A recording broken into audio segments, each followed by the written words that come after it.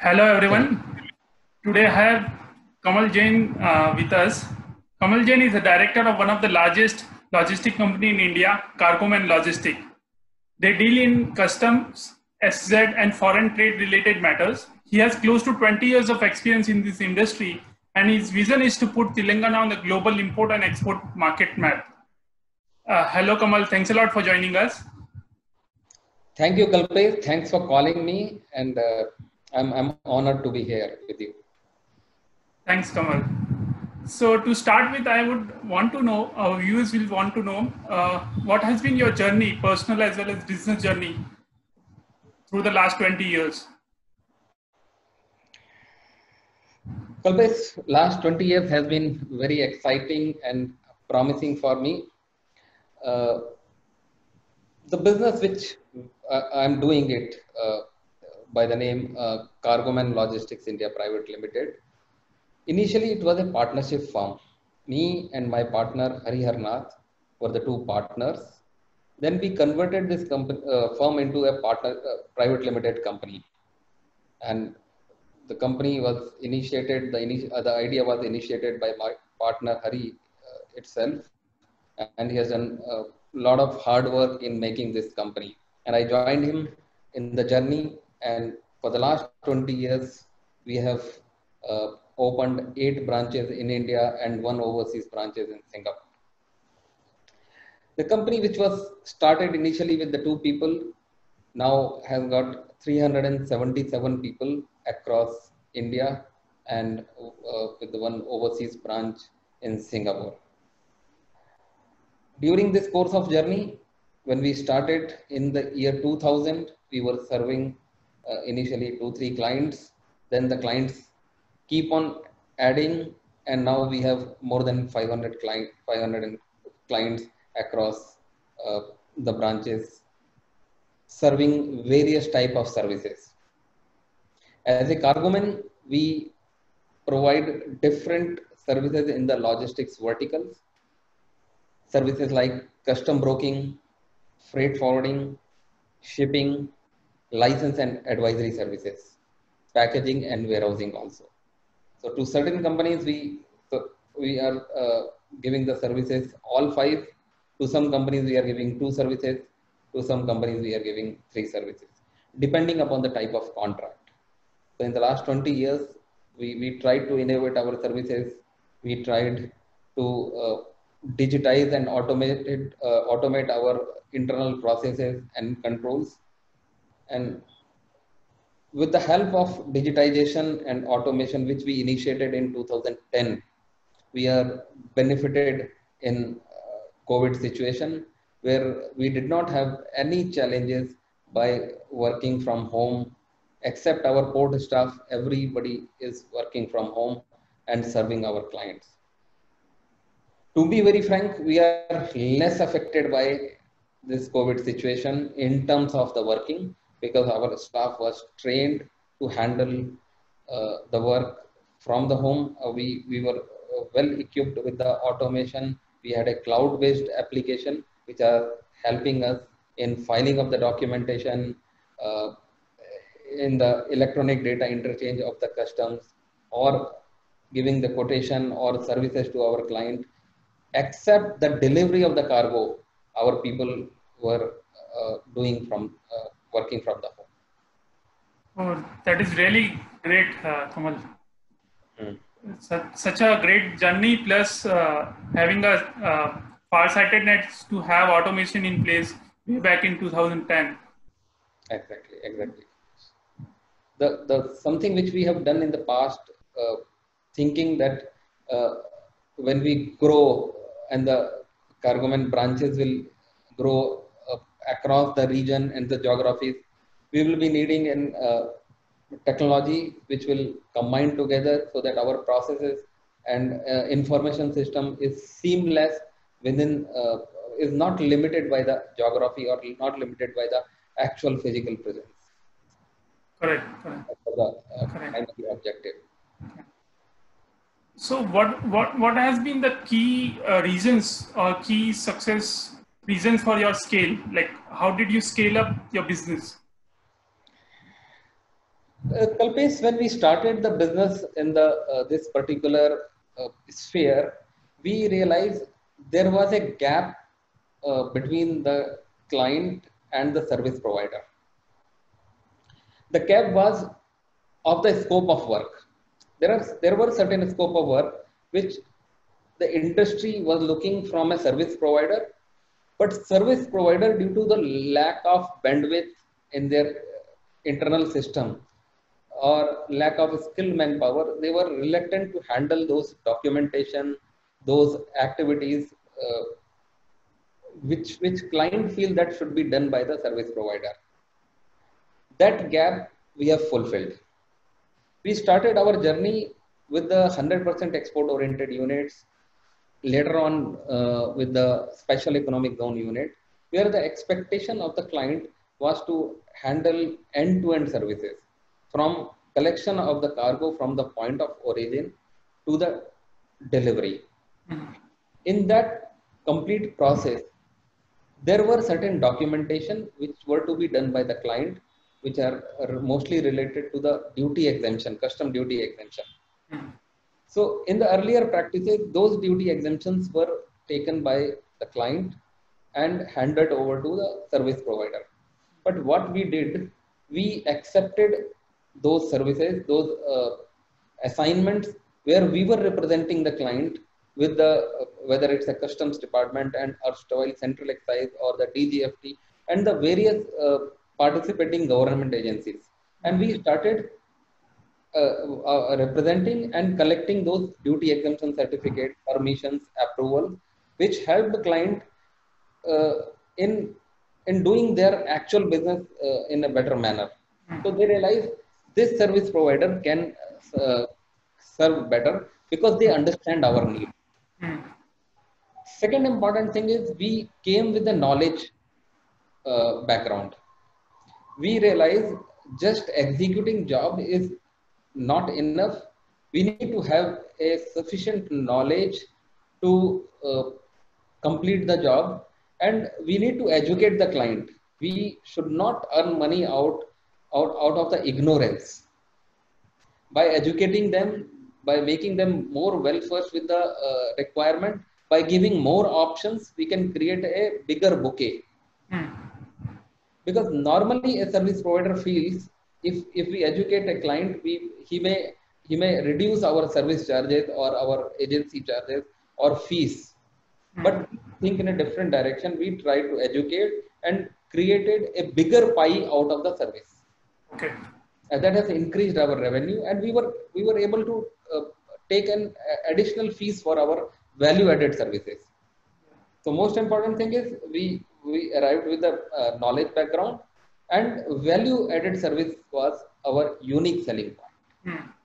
And because of that, there was a buzz in the market. We started getting business from word of mouth from one client to another client. Okay. And we started this business from Hyderabad. Our registered office or headquarters is in Hyderabad, and we have offices in Hyderabad, Bangalore, Visakhapatnam, Chennai, Delhi, Mumbai, Pune, Kolkata, and Singapore. So then we started recreating this type of services, which is we commonly call it as value-added services in logistics in the different location. And we started gaining more number of clients, and with that confidence, we started increasing the manpower also. Okay.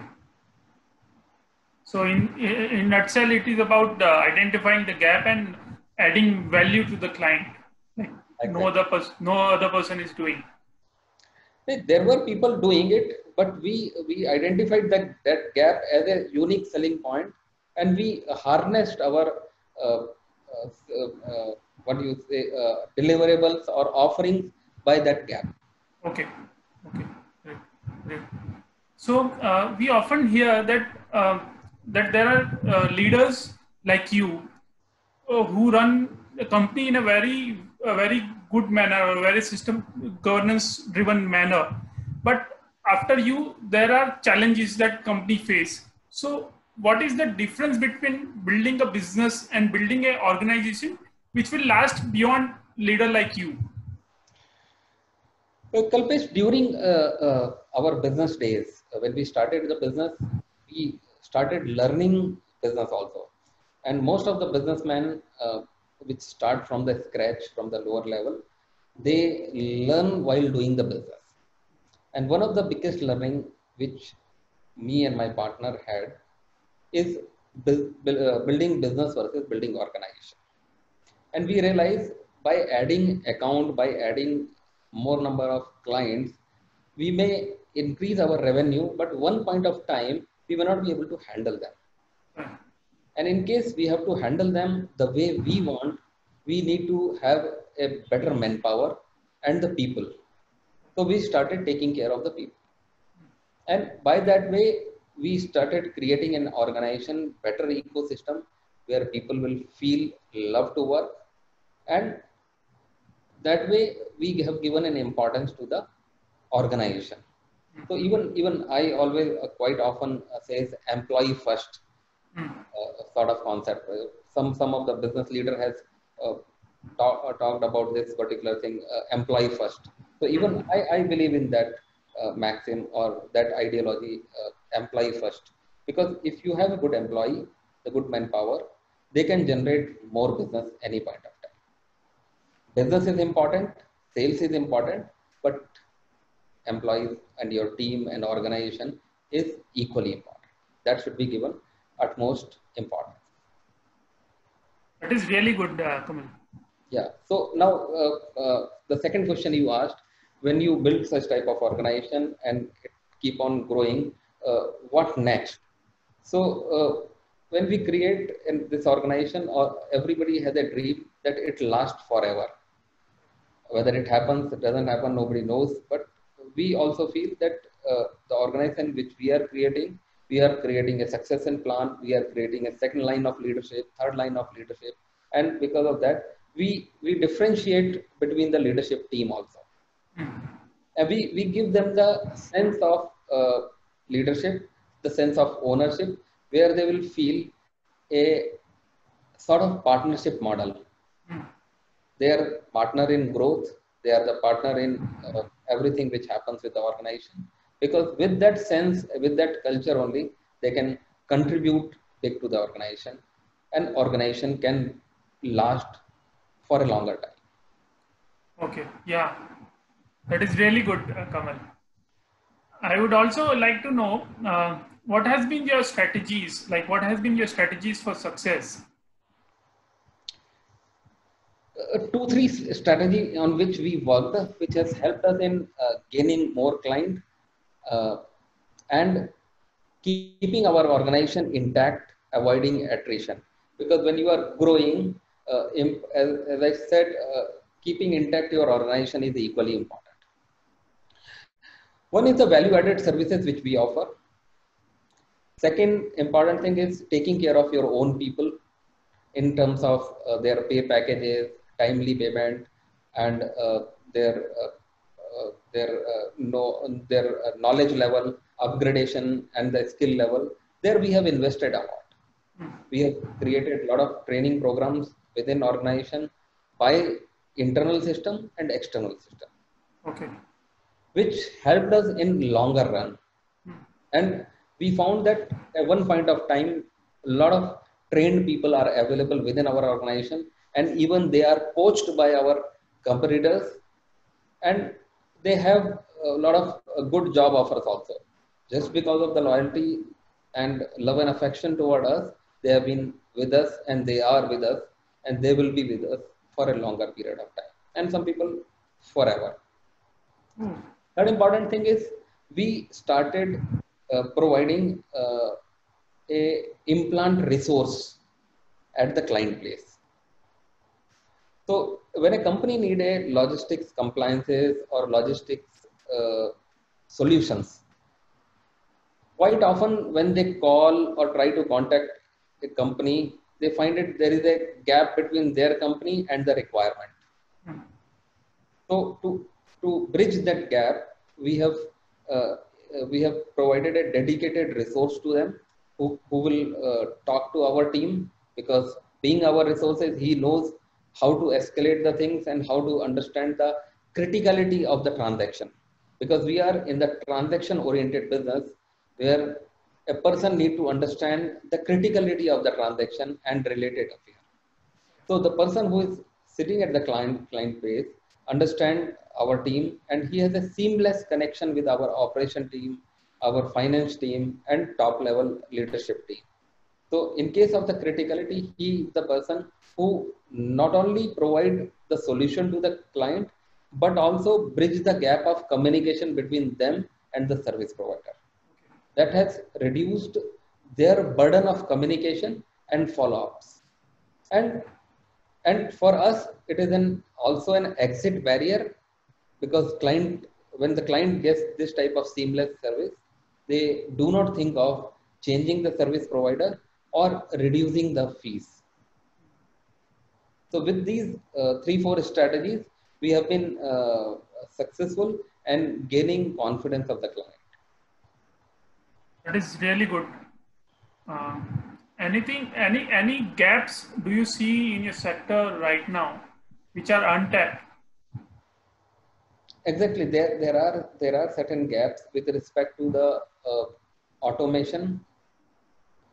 There are still gap in terms of the paper documentation. We are trying to find a way where the paperless activity can take place. And in terms of the logistics and cargo delivery, the trails can be created so that the person will know where their cargo is and what are the additional requirements they have, without further doing the documentation within click of button. Okay. So more automation and digitization is needed in this sector. As you know, some of the portion of this uh, cargo deliveries are taken care by the people who are not well versed with the technology. So implementation of the technology in at that level, transporter level or loading level, is more needed in terms of audit trail, the CCTV camera, and automation or transaction trail is needed. Okay. Okay. Any advice you have for the young entrepreneurs about how to start a business and how to scale the business? Yes, Kalpesh, I would always suggest to young entrepreneur is to take the risk. Don't worry about the failures. Uh, Let you be fail in whatever your endeavor, but every failure will come with a certain learning. And whenever you fail, have a proper assessment of your failure. Do not create your own stories that you failed because of that, because there could be a reason that if that reason exists, you will fail forever. So when you do the assessment of your failure, involve the experienced people who knows you from who knows you closely. They can give you the right advice instead of just believing. Have a proper assessment done of your previous failure. Then go for the second one. Even if you fail 100 times, you will have an experience of 100 failures. You will have an experience of 100 learnings, what not to do, what to do. And with that, you may be successful in future. So don't worry about the failure. Keep on failing is not a problem. You will be successful. But don't get scared of the failure and keep an apprehension that I'll not do anything, or I'll go to something else, or I'll do the some proven business, just it is serving my or feeding my family, or this much is sufficient to do that. That has to be avoided. Keep doing the job, and uh, don't worry about the failure.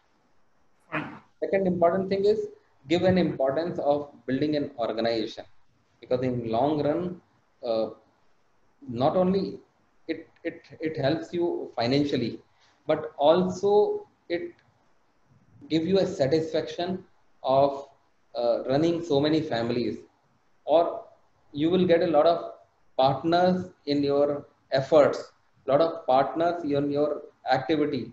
And the situation when you feel low, these are the people will take your organization to the higher level, because the energy level of an entrepreneur may not be similar always. And that is the situation when you need the people to take to the next level. And third important thing is hire the people who are better than you in a particular skill set. Do not just keep on hiring the people who are having lower skill set than you, because when you hire the people of better skill set than you will get to learn how to manage the people, because entrepreneurship, the business, is all about the leadership and managing the people. Makes sense. Thanks a lot for your advice. Yeah. Anything else, Kamal, you would want to add? I would say to the young people who are passed out of from the college, that try to do the business. Don't be in this apprehension that I'll gain some experience, then I'll go for the business. Still, without going for the service, or without going for the job, you can do the business. Doing the service, working for some organization is not the prerequisite for doing the business. Believe in creation, believe in doing something new and giving employment to others, create more value and contributing to the society. Great. That is really great advice for everyone. Thank you, Kamal. Thanks a lot for joining us. Thank you, Kalpesh. It's been an honor for me to be a part of your this activities where you are aligning a lot of people from the business part for the young entrepreneur. I appreciate your effort, because you are bridging the gap between the students and the young entrepreneur with the industry. Thank you. Thank you, Kamal. Thank you. Thanks a lot.